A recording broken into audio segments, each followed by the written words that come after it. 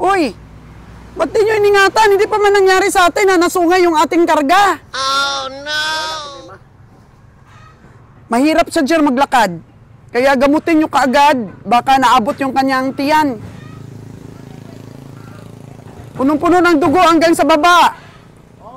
Hanggang sa taas.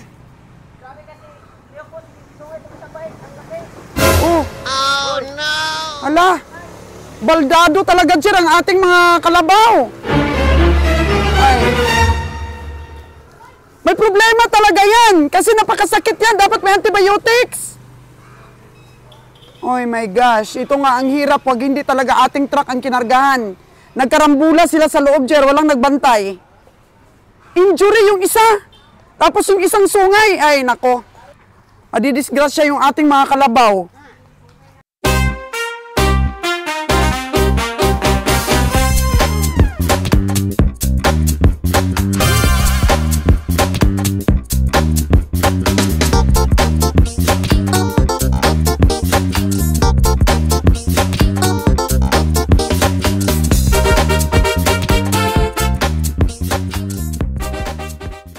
Naalala niyo ba mga kagandang buhay yung dati nating pahingahan ng mga kalabaw? Nandito po tayo ngayon at binababa yung mga kalabaw natin na galing ng bakong. Yan po, binababa na ni Nunoy. Ayan, dadagdag po natin dito sa ating mga baka at mga kalabaw, mga kagandang buhay na naipon po natin para po sa ating biyahe to Cavite. Yan po sila mga kagandang buhay, kaya mabubuhay na naman ang lugar na to na dati po nating istakan ng mga kalabaw kasi medyo malamig po ang area na to. Kaya halika kayo po mga kagandang buhay at atin pong silipin silang lahat kasama si Kabiyahing Roger.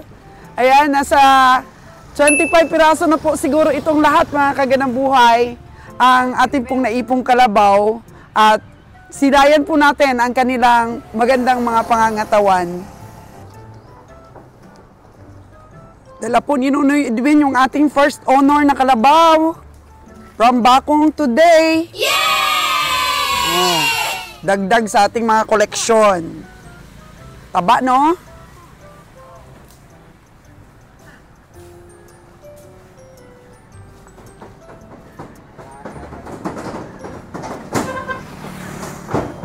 Yan. Wala. Ano mo malagay rin karabaw? Karabaw mo ni Aw. Oh. Baba yung iba.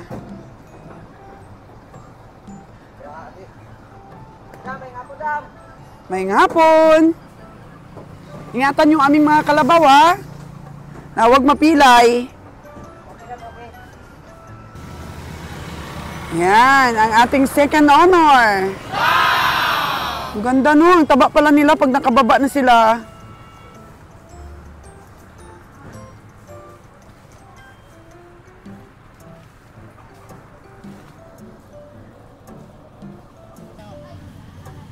Uy, hala. Ano yan, Jer? Oh, no. Ala, Jer. Ala, parang ano ang isang baka, oh. Tingnan mo, mahirap niyang ilakad yung isa niyang paa. Hala, Jer. Mahirap niya talagang ilakad yung isa niyang paa. Tanungin mo, Jer, bakit nagkaganon? Bakit nasugatan?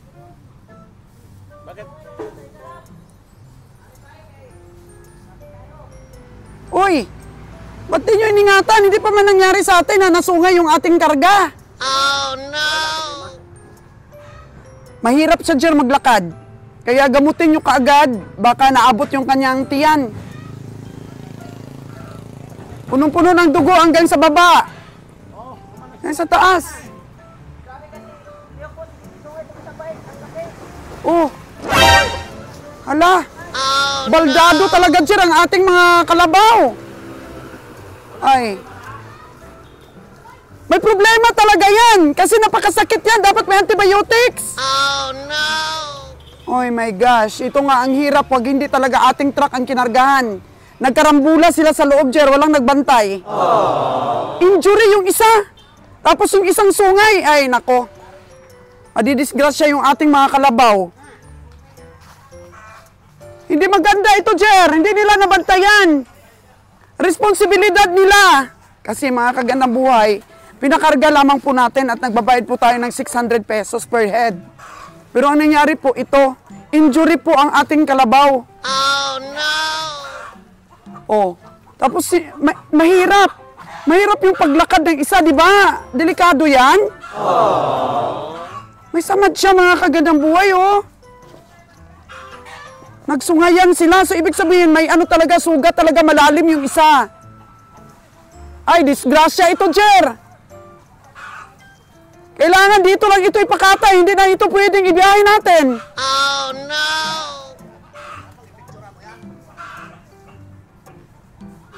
Noy, sana may sugat. Ito po minsan mga kagandang buhay yung nangyayari. Bakit may dugo na sa taas? Ha? Ano yan? Dugo? Dari sana ano. Delikado na mo. Ako nang sugat ano. Hala. Oh no. Hala.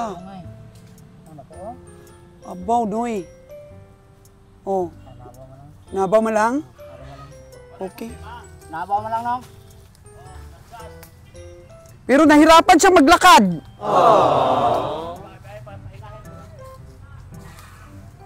Ayun po mga kagandang buhay. Sprayan mo kagad, no, yung kahirap niyan, yung ano, yung sungay ng isa, bali. Oh no. Ayan po. Hello. Pwede. Po yung ating mga kalabaw.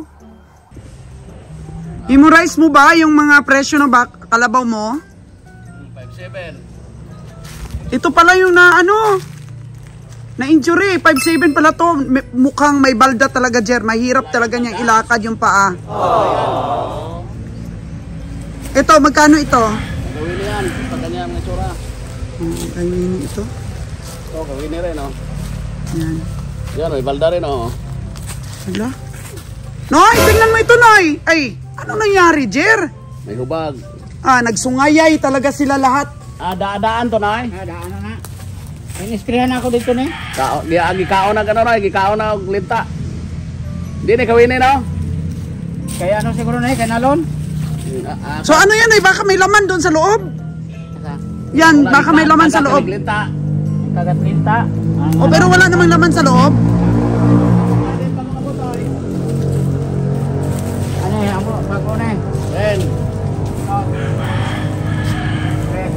Ito, mga bagong dating. kene. Dati yan eh. Yan, nakapahinga na. So bilangin mo lahat, Noy, kung ilan yung binaba nila. So mga kalabaw lang po pala ang binaba nila dito. Yung baka po na nabili na 5, doon po sa bahay ibababa. Dari, akin to. O, 4.8. 4.8 daw ito. Tsaka ito, 4.8 din. Tapos lang, Nay. Init na. Kana, gawin na. Niwa. Na, inuwi. Aron gawin na, 5.4. Pito? Pito, hindi nagdag, Noy. Ari bago na eh. Okay, ano, makakuha nila din, Nay. Ayan. So, makapahinga talaga sila po, mga kagandang buhay, dahil Yung mga basura na yan, Nay. Kunin mo yan. may mga tanim po na mahogani. Ito mga basura, dapat wala dito, Noy, kasi baka kainin nila ba? Oh, no! Ito kay Winnie, oh. Ito. Ito daw kay Ayan. Winnie. So dito rin po kami nagtanim ng napier grass, pero parang wala namang napier na tumubo, Jer. Oh no! Parang hindi maganda yung pagtubo ng napier. Ayan, yung mga kalabaw natin, mga kagandang buhay. Ilan na lahat, Noy, ang kalabaw? 22 na. 22 pa lang. 15 mo na, Nay. 15 ko, tutanan, pati gawin eh. 25 na, pati yung kay Kabihang Winnie. Yung doon ba sa bahay ni Kabihang Winnie. Kailangan natin pick upin din doon. Ito, nabuhay na naman po ang lugar natin. Dito, pahingahan ng ating mga kalabaw. Sinong una tayong nagkalabaw, ito po ang nirent po natin na lugar nila kung saan di po sila maiinitan, makapagpahinga, makarelax. Kasi ang kalabaw po, hindi nila kaya yung bilad sa araw. Dito sila pahinga. Kasi ano dito, presko po mga kaganang buhay. Yan silang lahat.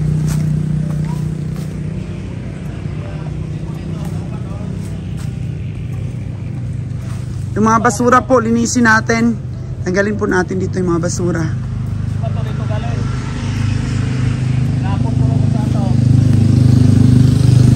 Hindi maiwasan pong may ma-injured sa biyahe. Pero ito po, medyo kailangan gamutin na kaagad yung sungay na yan Lagyan na antibiotics. Mag-ano ka dyan ng gamot niyan? Magtanong doon sa butika. Ito Jer, may sugat din Jer Noy, ano ito nangyari dito Noy? Oh no! May sugat din ito, bagong dating ba ito? Bakit may sugat din? Ayun Ano, parehas na to? Buhag na lang ha. Inanon. Sprayan mo na ako na. Sprayan mo Noy, parang wala namang violet na spray. Ipalunang mo na. Wawa ito, mga kagandang buhay Parang sakit-sakit talaga ng pakiramdam nito. Ikaw ba naman mabalian ng sungay? Oh my gosh. Sana hindi mapano tong kalabaw na to. Pero mahirap na ito sa biyahe, Jer. Yan, may mga sugat na yung kalabaw mo.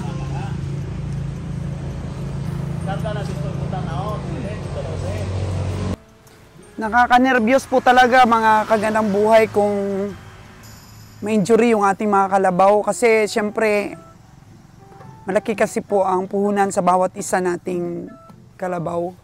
Kaya ninenervyos po ako na balik kasi yung sungay ng isa. Dahil nanungay siya. So nasugat din yung isa mga kagandang buhay. Pero sabi naman po ni Kabeng Roger, gamutin na lang. Hindi, maiwasan po So, kahit ingat na ingat po yung aming mga cowboy pag nagkarga po kami ng mga hayop. Kaya sabi ko kay Kabeng Roger, try talaga nila na sariling sasakyan na lang talaga yung kargahan natin. Kasi hindi napansin nila nagsungayay na pala. Oh, no! Yung mga kalabaw natin, ayun, may injury. So, kung mamatayan po tayo, di lugi na po tayo, mga kagandang buhay. Nahirap. Kaakibat po talaga ng bawat biyahe po, mga kagandang buhay, yung pag-alaga sa mga hayop. Marunong mag-alaga yung mga tao natin. Kasi hindi basta-basta po yung yung negosyong livestock. O, kamusta ka biyahe, yung mga napier mo dyan? Ano na mga napier natin, katubo na. Ang ganda ng tubo nung doon banda, Pero yung natubigan, medyo payatot. Pero yung mga saging doon, dahil na kuna ng mga, tuyo na dahon, tumaba. Tumaba po yung mga saging. Nagwalis na po si Kabeng Roger kasi delikado din po. Itong mga plastic po, mga kagandang buhay, baka makain ang ating mga kalabaw. Masira ang kanilang tiyan. Pahinga ang mga kalabaw. So far po, magaganda ang katawan. Ayan.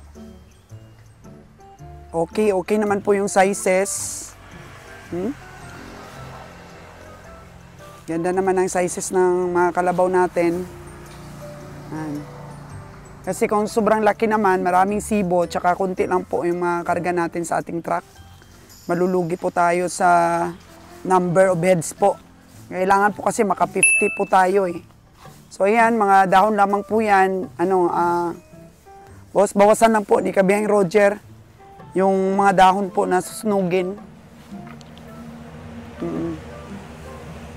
Bawasan lang. Yan. Sila, mga kalabaw natin. Ang galing.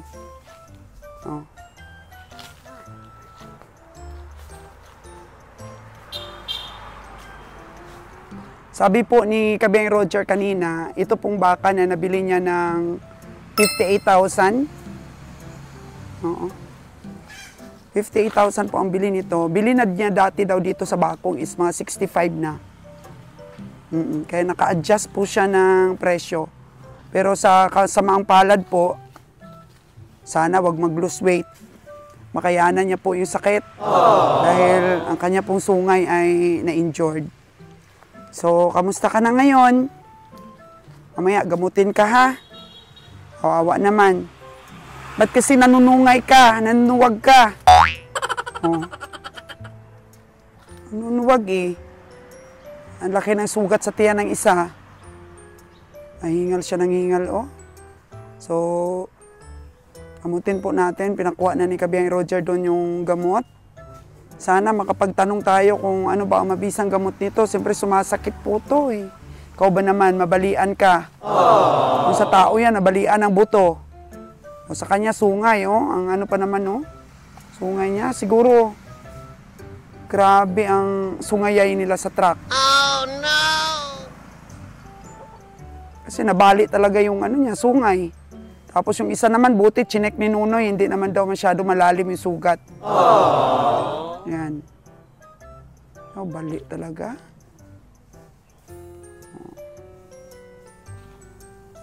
Ang livestock buying po, mga kagandang buhay, is napaka-risky. Risky po talagang hanap buhay ito kasi livestock eh. Buhay na mga kalabaw ang negosyo mo. Risky talaga. So, ito pong mga matatapang na nagsungayay, sila po yung mga pinakamalalaki. Oo. Yun yung isa, oh.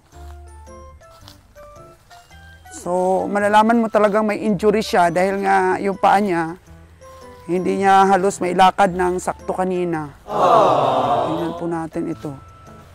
O, gamutin. Gamutin po ito, mga kagandang buhay. Nako, wala pong swerte yung ating mga napier. May mga kalabaw pa pala doon si Nunoy. Tingnan niyo mga kagandang buhay yung napier namin.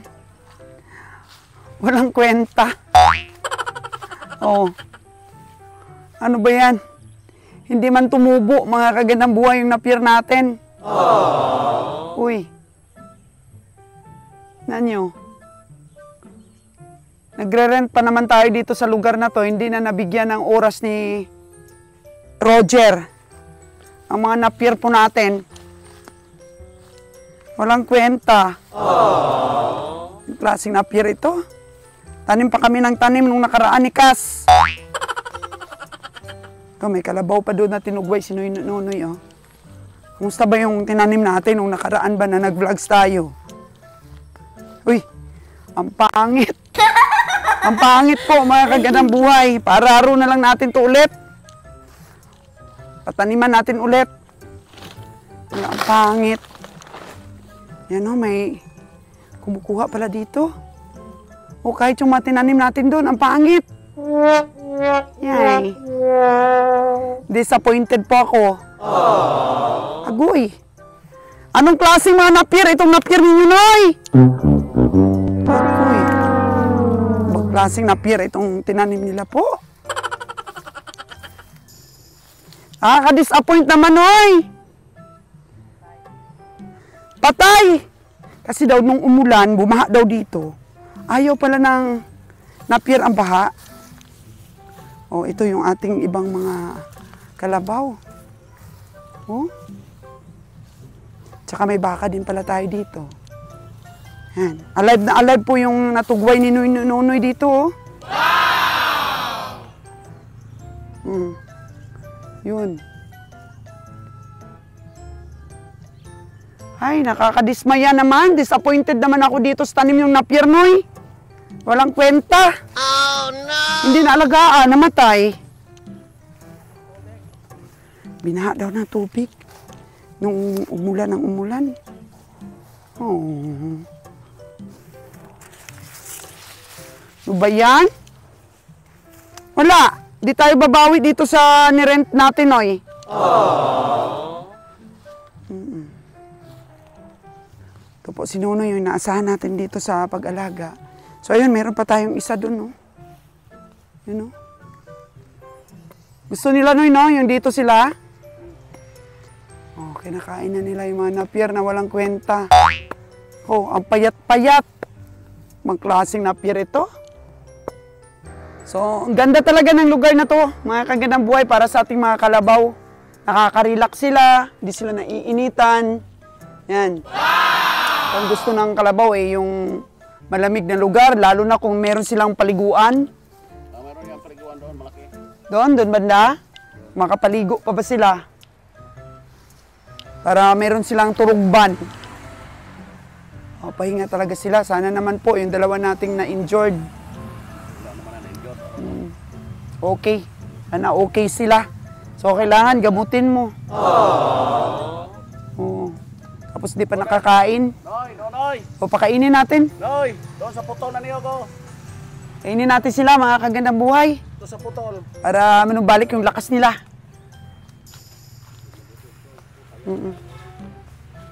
Ito.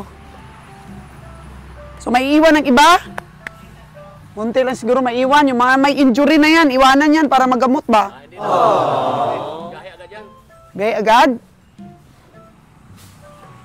Biyahe natin agad daw. May mga injury. So, may mga hapo. Siyempre, biyahe 4 hours from Bakong. Bago ba yan? Bakit parang matamlay? Apo siya, kay initan siguro kanina yan. Oo. Wala pa ito na lubog na ay.